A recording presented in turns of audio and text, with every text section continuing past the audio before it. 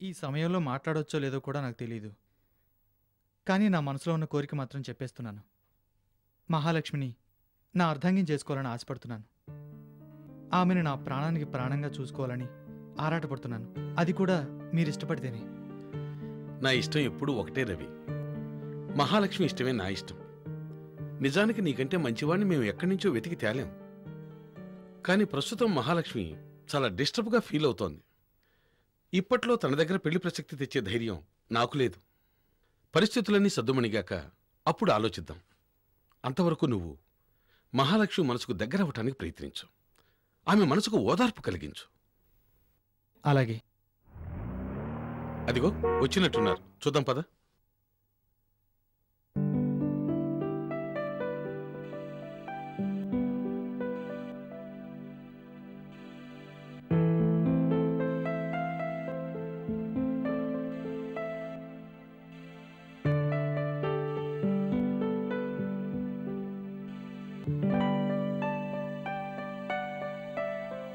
అమ్మా లక్ష్మి, ఆ ఫైల్ చూడటం అయిందా అమ్మా? అయింది బాబాయ్. సేమ్ యాస్టీస్ ఫాలో అయితే సరిపోతుంది. సరే పద. నేను ఆఫీస్కి రాలేను బాబాయ్. ఏమ్మా, ఒంట్లో బాగుండలేదా? అబ్బే అలాంటిదేం లేదు. కాకపోతే ఎందుకో ఆఫీస్కి రావాలనిపించట్లేదు. ఎందుకమ్మా? ఏదో గిల్టీ ఫీలింగ్. నిన్న మొన్నటి వరకు యోగితో ఆ ఆఫీస్లో సరదాగా తిరిగాను. ఇప్పుడు వాడు చేసిన ద్రోహం తలుచుకుంటూ ఆ మనుషుల మధ్య ఎలా తిరగను? ఎవరి కళ్ళల్లోకి చూడాలన్నా భయం, ఎవరిని ఆజ్ఞాపించాలన్నా ఇదివరకులా ధైర్యం చాలట్లేదు బాబాయ్. అందరి కళ్ళల్లో యోగి గురించిన ప్రశ్నలే కనిపిస్తుంటాయి. పిచ్చి తల్లి, నువ్వేనా ఇలా మాట్లాడేది? ఎంతో చాకచక్యంగా, ఎంతో స్పీడ్గా ఉండే మా మహాలక్ష్మినా ఇలా మాట్లాడుతోంది? చూడు లక్ష్మి, నువ్వు ఏ తప్పు చేయలేదు. అది నీకు నీ అంతరాత్మకి తెలుసు. మనిషిని నమ్మటం తప్పు కాదమ్మా. నమ్మి మోసపోకుండా నిన్ను నువ్వు కాపాడుకున్నందుకు సంతోషించాలే గాని ఇలా బాధపడతారా? చూడమ్మా, ఇక జనాలంటావా, వాళ్ళ గురించి ఎంత చెప్పినా తక్కువే. బాధపడే వాళ్ళని చూస్తే చాలామందికి వేడుకగా ఉంటుంది. అలాంటి రాక్షస స్వభావం ఉన్న వాళ్ళని మనుషులుగా ట్రీట్ చేయటం మానేయాలి, కానీ మనసును కష్టపెట్టుకోకూడదమ్మా. చీకటిగా ఉంటే చిరాకు పడుతూ కూర్చోకుండా దీపం వెలిగించడానికి ప్రయత్నించాలి. గాలి రావట్లేదని గాబరా పడకుండా గది తలుపులు తెరవటానికి ట్రై చేయాలి. అంతేకాని భయంతోనో బాధతోనో కూర్చోకూడదు. అవును లక్ష్మి, మీ బాబా చెప్పే మాటలు నువ్వే కాదు, నిరాశ నిస్పృహల్లో ఉన్న ఏ మనిషి అయినా పాటించాల్సిందే. నువ్వింకేమీ ఆలోచించకు. నీ భవిష్యత్తుని అందంగా ఎలా చేసుకోవాలో ఆలోచించు. నవ్వి ఊరుకోవటం కాదు మహాలక్ష్మి, నువ్వు త్వరగా పెళ్లి చేసుకోవాలి. పెళ్ళా? నానమ్మా, నీకేమైనా మతిపోయిందా? లేదు, నా మతి బాగానే ఉంది. అందుకే ఇంత ధైర్యంగా నీ పెళ్లి ప్రస్తావన తీసుకొస్తున్నాను. మహాలక్ష్మి, నా మాట విను. నువ్వు రవిని పెళ్లి చేసుకో. నీ బ్రతుకు నాశనం కాకుండా కాపాడే వ్యక్తి అతను. అదీగాక నువ్వంటే ప్రాణం ఇస్తున్నాడు.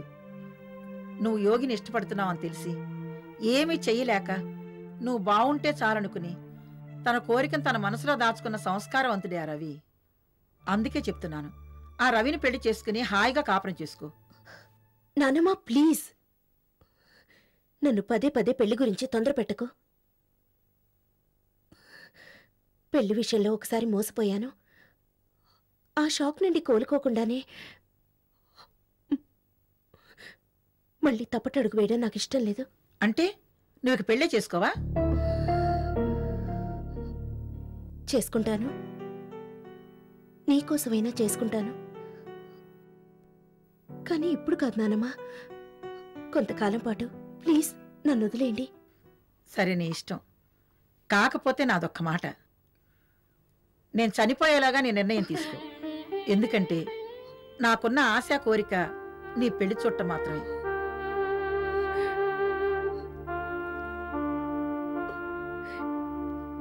అన్నీ సవ్యంగానే జరుగుతాయమ్మా. పద పదరా. ఇదే అనురాగం, ఇదే అనురాగం.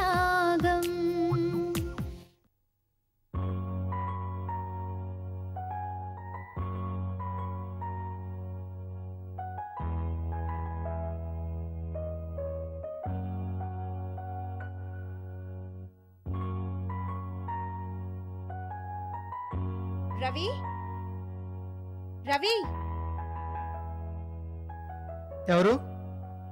లోపలికి రండి.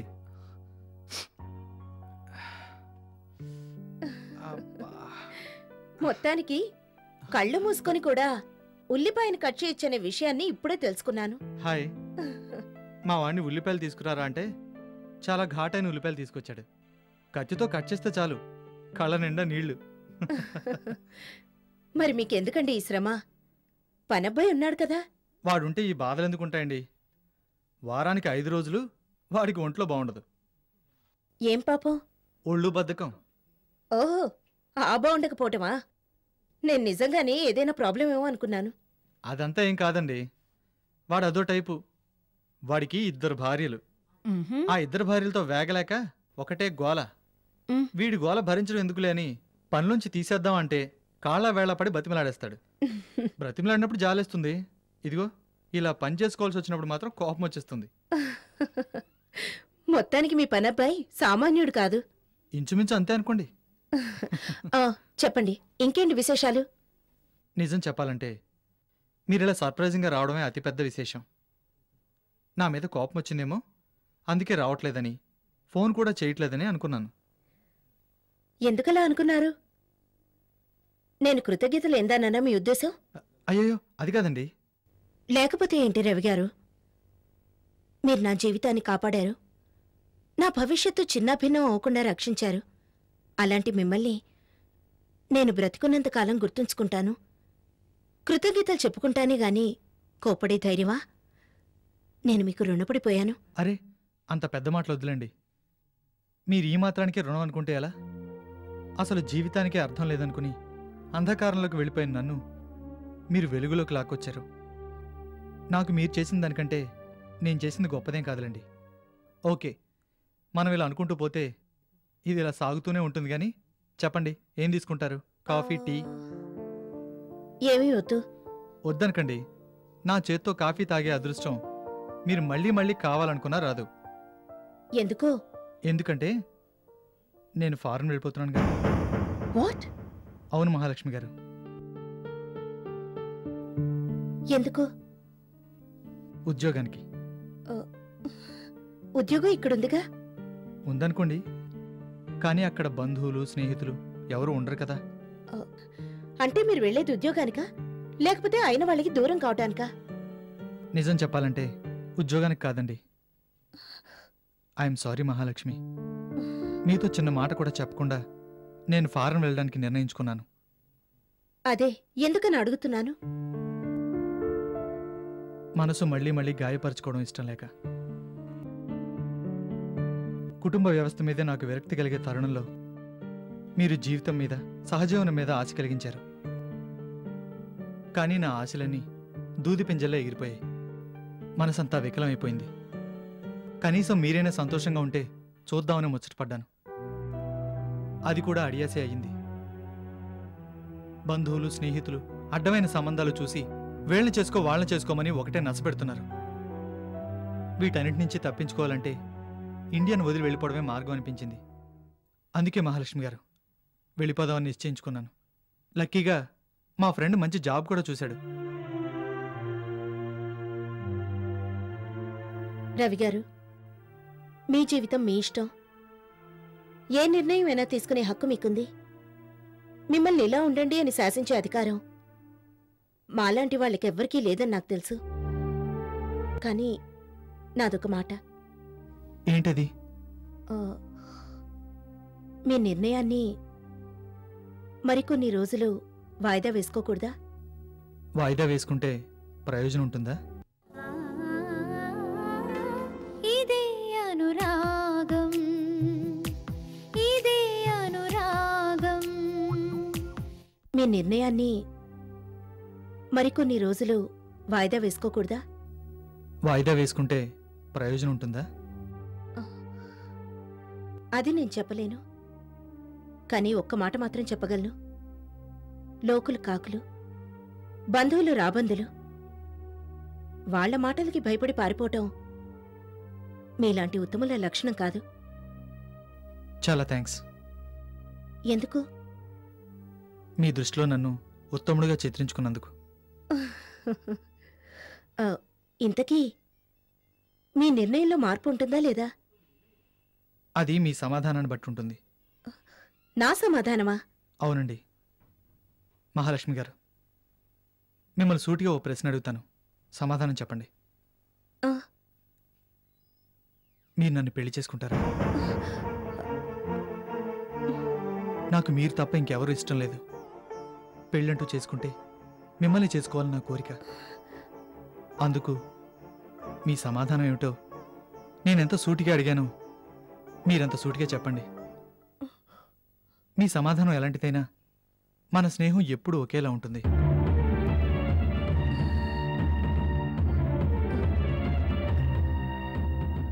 I'm sorry Ravi. ప్రస్తుతం నా మనసు నా ఆధీనంలో లేదు. ఏ డెసిషన్ నేను ఇప్పటికిప్పుడు తీసుకోలేను. ఆ, కానీ మీ విషయంలో నా థింకింగ్ ఎప్పుడు పాజిటివ్గానే ఉంటుంది. ఇంతకంటే ఇంకేం చెప్పలేను. ఆ, ఆ, కొన్నాళ్ళు వేచి చూడగలిగితే. మీరు అవునంటారనే నమ్మకం కలిగితే కొన్నాళ్ళేంటండి, ఇన్నేళ్లని ఎదురు చూస్తాను. అయితే ఇండియా వదిలి వెళ్ళటం అనే మాట మర్చిపోతారా? మర్చిపోతారా ఏంటండి? మర్చిపోయాను. Thank you. వస్తాను. అప్పుడేనా? ఆ, ఆఫీస్లో చాలా పనులున్నాయి. మళ్ళీ కలుస్తాను. మరి నా కాఫీ? ఎక్కడికి వెళ్ళట్లేదుగా. ఈసారి వచ్చినప్పుడు తాగుతాను. ఓకే? Okay, bye. బాయ్.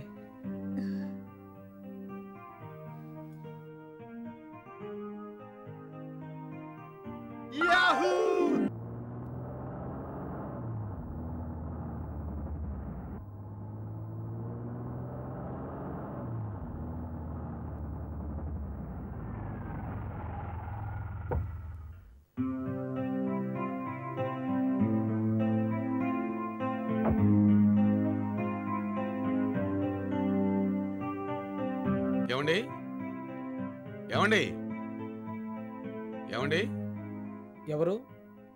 ఎవరండి? ఎవరు కావాలి? మీ wife. What? How dare you?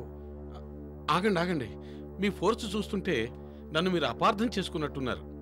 నేను మీ వైఫ్ గురించి అడిగింది మా చుట్టాల అమ్మాయి గురించి వివరాలు అడగటానికి. ఓహ్, ఐఎమ్ సారీ. అనవసరంగా మిమ్మల్ని. ఇట్స్ ఓకే, తప్పు మీది కాదు. మీకు వివరంగా చెప్పకపోవటం నాదే తప్పు. ఓకే ఓకే, ఇద్దరం ఒకేసారి మిస్అండర్స్టాండింగ్ చేసుకున్నాం గనక ఆ విషయాన్ని ఇంతటితో వదిలేద్దాం. చెప్పండి, ఎవరి గురించి వివరాలు కావాలి? మీ పక్కింట్లో ఉండే రవి భార్య గురించి. ఓ, ఆవిడ గురించా? ఆ, ఆవిడ మీకు తెలుసా? ఎందుకు తెలీదు? చాలా బాగా తెలుసు. మా వైపుతో చాలా బాగా మాట్లాడేది. ఉండండి. సునీత, సునీత. వస్తున్నానండి. ఈయన రవి భార్య గారికి చుట్టాలట. ఆవిడ వివరాలు అడగడానికి వచ్చాడు. ఆ అమ్మాయి ఇప్పుడు లేదు కదండి. తెలుసమ్మా, అన్ని విషయాలు తెలిసాయి. నమ్మాలో నమ్మకూడదో తెలియకే వెతుక్కుంటూ వచ్చాను. ఎందుకంటే ఇరుగు పొరుగు వాళ్ళకే తెలుస్తాయి వాళ్ళ గుణగణాలు. మమ్మల్ని అడిగితే మాత్రం ప్రియ చాలా మంచిదనే చెప్తాం. అవునండి, రవి ఆ అమ్మాయి మీద దారుణమైన నింద వేశాడని మా అనుమానం. కాపురానికి వచ్చినప్పటి నుండి చూస్తూనే ఉన్నాం. ఆ అమ్మాయి ఏనాడు రవితో గొడవ పడిందే లేదు. వాళ్ళ ఇంట్లో ఎవరేమన్నా ఓపిగ్గా సహించేదే కానీ ఎదిరించేది కాదు. అలాంటి మంచి మనిషి ఇల్లు వదిలిపోయిందంటే నాకు నమ్మాలని లేదు. ఇదే అనురాగం, ఇదే అనురాగం. ఆ అమ్మాయి ఏనాడు రవితో గొడవ పడిందే లేదు. వాళ్ళ ఇంట్లో ఎవరేమన్నా ఓపిగ్గా సహించేదే కానీ ఎదిరించేది కాదు. అలాంటి మంచి మనిషి ఇల్లు వదిలిపోయిందంటే నాకు నమ్మాలని లేదు. అవునండి, ఆ అమ్మాయిని చూస్తే నాకు చాలా జాలేసేది. ఎప్పుడు చూసినా ఏదో ఒక పని చేస్తూనే ఉండేది. మీ దగ్గర తన ఫోటో ఏమైనా ఉందా? లేదండి, మీ చుట్టాల అమ్మాయే కదా, మీ దగ్గరే లేకపోతే మా ఇంట్లో ఎందుకుంటుంది? అంటే చిన్నప్పటి ఫోటోలున్నాయి, పెద్దయ్యాక ఎలా ఉందో తెలియకే. అవునా? అయితే మీరు పని చేయండి. ప్రియాంకకి ఒక ఫ్రెండ్ ఉంది. ఆమెతో 1-2 సార్లు ఫోటో దిగిన గుర్తు. ఆవిడని అడిగితే తప్పకుండా ఇస్తుంది. ప్రియాంక ఫ్రెండ్ అంటే ఆ బ్యాంక్ మేనేజర్ భార్యనా? అవునండి. వాళ్ళు ఇంకెక్కడున్నారు?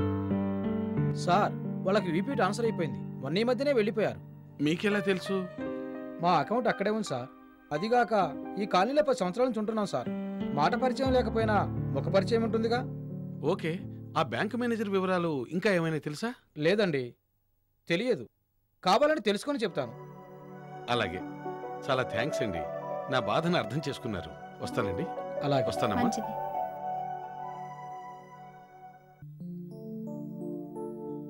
Excuse me madam, excuse me, excuse me. ఎవరది? నమస్తే బామ్మగారు. ఏం కావాలమ్మా?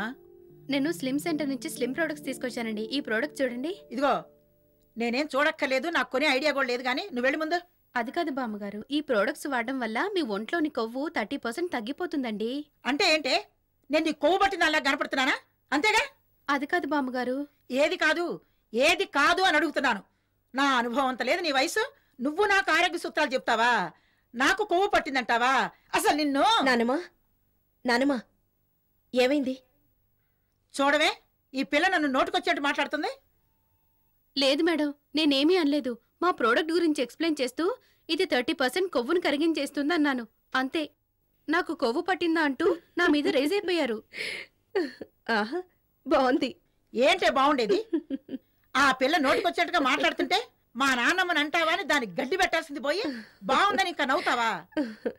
నవ్వను గాని నువ్వు లోపలికెళ్ళు. నువ్వురా. వస్తానులే, నువ్వు వెళ్ళు. వెళ్తానమ్మా, వెళ్తానే. వెళ్ళకేం చేస్తాను? ఇదిగో నీ ఆటలు ఇట్లా సాగుతున్నాయి.